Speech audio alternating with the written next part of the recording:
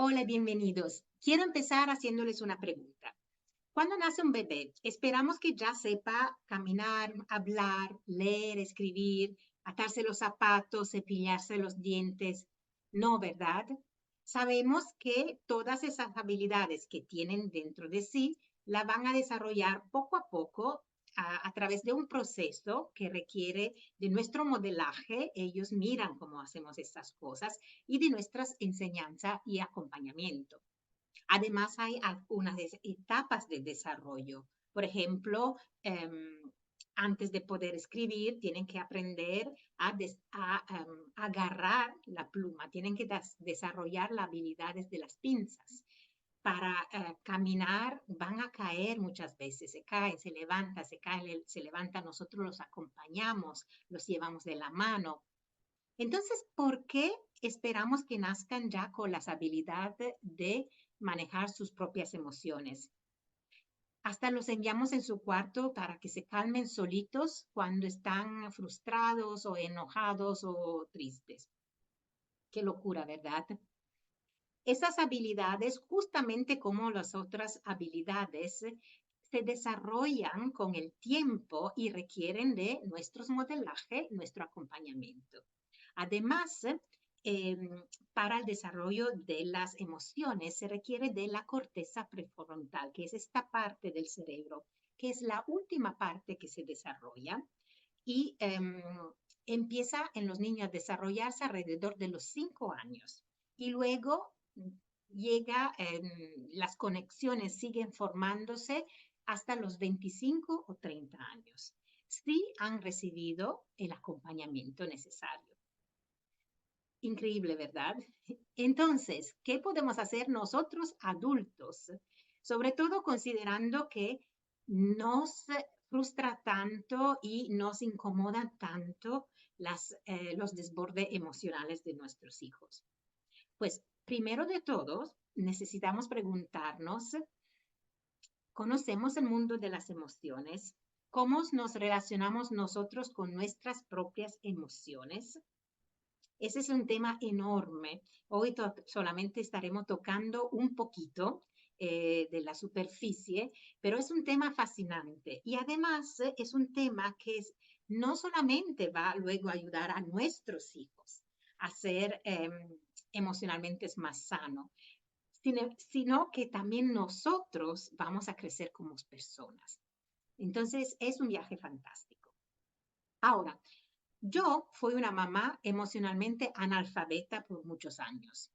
Cuando mis hijos estaban alterados, enojados, frustrados, trataba de tapar todo, que se quitara todo eso, y yo me enojaba. Era la única emoción que expresaba de manera además muy explosiva, porque eso es lo que yo aprendí en mi crianza, en mi familia de origen, porque mis padres tampoco sabían cómo tratar las emociones, se reprimían todas, solamente yo conocía el enojo de mi mamá y no los culpo porque ellos tampoco recibieron el acompañamiento y la enseñanza de sus propios padres. Es una cadena que se repite de generación en generación. Y ahora estamos en una etapa histórica increíble, una oportunidad fantástica, porque con tanto conocimiento y tanta información a nuestro alcance, podemos cortar esos patrones que no ayudan y nosotros mismos empoderarnos para poder empoderar a nuestros hijos. Sabemos también, a través de muchos estudios que se están haciendo hoy día, que las emociones represas son la causa de muchísimas enfermedades. En su último libro, El mito del normal, el doctor Gabor Mate habla muchísimo, muy en detalle de este tema. Y hasta han identificado algunos tipos de cáncer que pueden ser causados por emociones represas. Así que tenemos en nuestras manos la oportunidad no solamente de ayudar a nuestros hijos a ser más sanos físicamente, sino también más sanos emocionalmente y en sus propias relaciones con sí mismo y con el mundo alrededor. Vamos a ver ahora cómo podemos hacerlo. Quiero ofrecerles unas cuantas herramientas para empezar a movernos si siente que como yo, que era una analfabeta emocional, hacía un poquito más de conocimiento. Las emociones son contagiosas. No sé si cuántas veces han sentido a veces que hay una persona a nuestro lado que de repente se enoja y eso se pasa un poquito a nosotros. Y al mismo tiempo la felicidad, si vemos a una persona feliz, nos sentimos más alegres nosotros. Así que nosotros podemos ser y llegar a ser la calma en la tormenta de nuestros hijos, pero solamente si nosotros podemos ser la calma en nuestra propia tormenta. Si ellos aprenden a manejar las emociones observándonos y si nosotros podemos nosotros enseñamos a escribir si sabemos escribir, podemos enseñar a leer si sabemos leer. Entonces también podemos enseñar a manejar las emociones si nosotros mismos sabemos cómo manejar las emociones. Entonces es importante empezar a conocer algunas cosas, a hacernos algunas preguntas. Y si tienen papel y pluma, pueden escribirlas, estas preguntas, y luego con calma contestarla poco a poco. Pero ¿por qué, por ejemplo, hay ciertas emociones de nuestros hijos que nos detonan, que crean algo en nosotros? Pues la respuesta muchas veces es en nuestra propia infancia, en los mensajes que quizás recibimos nosotros mismos sobre las emociones. ¿Qué emociones eran permitidas y cuáles no? ¿Quién podía expresar ciertas emociones y otras no? ¿Qué les decían cuando estaban enojados, cuando lloraban, cuando estaban quizás súper alegres, súper excitados? ¿Qué mensaje recibieron ustedes de niños?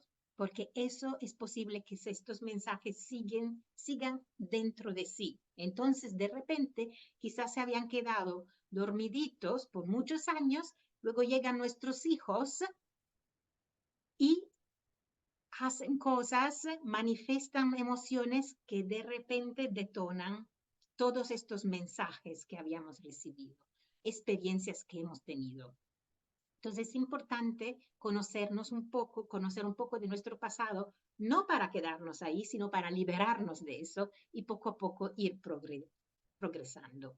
La otra cosa que es importante desarrollar es un lenguaje de las emociones, un vocabulario, conocer cuáles son. No sé si han visto ustedes la película Intensamente, donde hablaban de las 6 emociones principales. Bueno, esas son las primeras emociones principales. Le voy a compartir acá una imagen que le da la idea de cuántas emociones hay. Perdón. Miren cuántas. Las 6 centrales son las de la película, pero de cada una se puede desarrollar en muchos matices distintos. Es importante que aprendamos cuántas emociones hay y aprendamos a reconocerlas en nosotros mismos primero. Entonces, la primera herramienta o ejercicio que les sugiero es esto, de entrar en el hábito de vez en cuando, y si es necesario, se ponen un alerta en el teléfono que 2 o 3 veces al día, en momentos distintos, puedan pausar un momento, entrar en sí y tratar de observar qué están sintiendo en ese momento. Y puede que sean 2 o 3 emociones y puede también que parezcan contradictorias. Está bien. Me siento optimista porque quizás estoy yendo hacia una reunión de trabajo importante y al mismo tiempo me siento quizás con un poco de miedo por no saber cómo va a desarrollarse esa reunión y al mismo tiempo quizás con un poco de ansiedad porque sé que después de esa reunión tengo algo más. Cada quien tiene sus ensalada de fruta de emociones. Así que una vez que ustedes pueden empezar a conocerse un poco más, a reconocer las emociones que tienen dentro de sí, vamos al segundo nivel, que es lo de cuando empiezan a sentir una emoción que se está acercando. Ahora, normalmente se siente en el cuerpo primero, porque el cuerpo envía el mensaje de la emoción antes de que el cerebro racional pueda identificarla. Entonces, la primera cosa es una sensación física.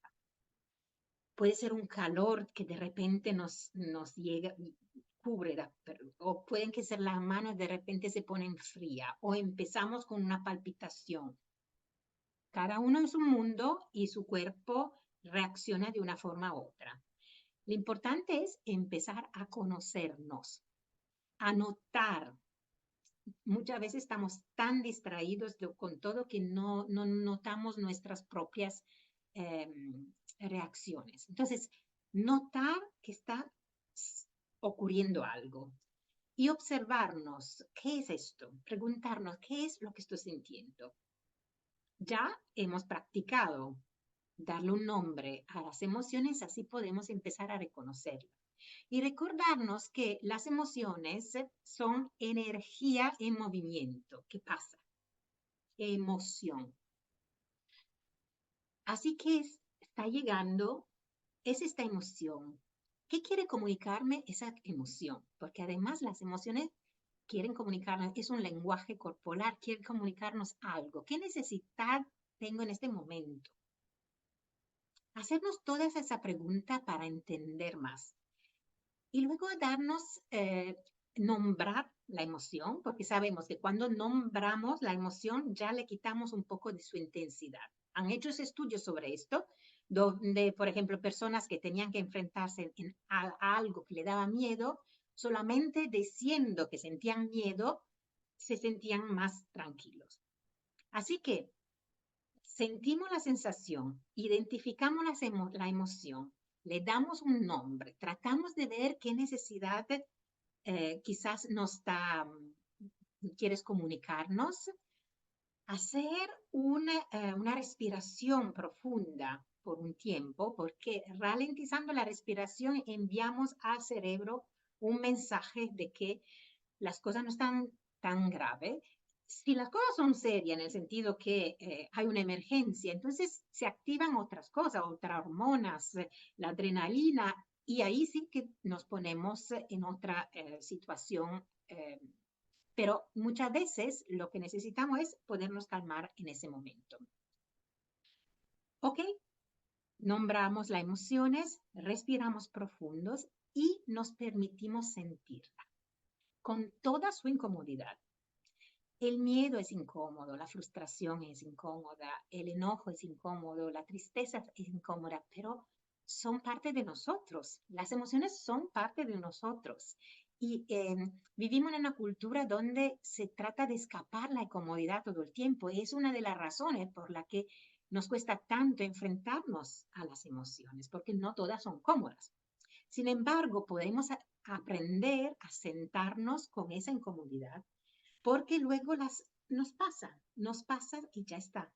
Han hecho estudios demostrando que las emociones duran pocos segundos. Hay unas cuantas charlas de TED sobre este mismo tema. Hay mucha diferencia entre emociones y sentimientos, que son más largos. Si quieren, pueden buscar en Google la diferencia entre emociones y sentimientos. No tenemos tiempo ahora para hacerlo. Pero entonces mire cuántas cosas que pueden hacer con una emoción. La notan cuando surge. Miran dónde está en el cuerpo, cómo se manifiesta y pueden hasta poner sus manos donde la sienten. Darle un nombre, respirar profundo, aceptarla y sentarse con esa y permitirla, porque por años es muy probable que no nos permitieron sentirla y luego nosotros mismos no nos permitimos sentirla. Y poco a poco aprendemos a sentirnos más cómodos con nuestras emociones. Y es cuando verán que van a sentirse más cómodos con estar con las emociones de sus hijos y con las de las personas alrededor suyos. Y todo este proceso lo pueden hacer con sus hijos, desde identificar las emociones. Al principio con ellos pueden mostrarles o dibujar con ellos unas caritas o algo que represente las primeras 6, por ejemplo. Y enseñándole, diciendo, creo que en este momento te sientas así. Y poco a poco preguntarle a ellos cómo se sienten. Y luego también ayudarles a hacer todo ese proceso. ¿Dónde sientes la emoción? ¿Qué es? Haz un respiro profundo y permítete de llorar. Puedes estar enojado, puedes estar feliz, puedes estar excitado, puede estar frustrado, puede estar decepcionado, lo que sea, lo puedes sentir. Ahora, la otra distinción es cómo lo manifiesto, porque lo puedes manifestar, pero entonces puedes estar enojado, pero no puedes pegar a tu hermanito. Puedes estar triste, pero no puedes jalar puertas y irte por la casa faltándole de respeto a las personas. ¿Qué formas quieres tú expresar tu emoción? Puedes llorar, llora. ¿Estás enojado? Di que estás enojado, coge un cojín y dale unos golpes si quieres, pero no a otras personas. Entonces, enseñarles también la diferencia entre cómo la emoción, el permiso de sentirla, pero no de faltarle respeto a otras personas, por ejemplo. Todos estos procesos le irán ayudando no solamente a sus hijos a aprender poco a poco a sentirse más cómodo y saber cómo manejar sus emociones, sino nos ayudará a nosotros a crecer como personas, a entendernos mejor y a construir relaciones más sanas y tener una salud emocional mejor. Y la última cosa que quería decir es que nuestros hijos son nuestros maestros. Muchas veces nos detonan. Sentimos, hacen algo que nos frustra.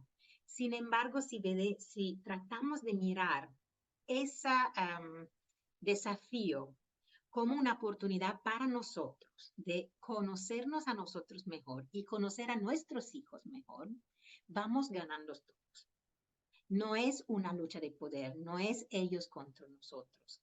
Somos juntos, yendo de la mano hacia una mejor versión de nosotros mismos. Gracias por estar aquí. Yo soy Rafi Hutchinson, Family Coach, educadora de disciplina positiva, y ofrezco también un programa de autoconocimiento y desarrollo personal que se llama Conocerme es Amarme. Y me pueden encontrar en las redes sociales, en Instagram y en Facebook como Finding Your Courage y en YouTube como Rafi Hutchinson. Hasta pronto.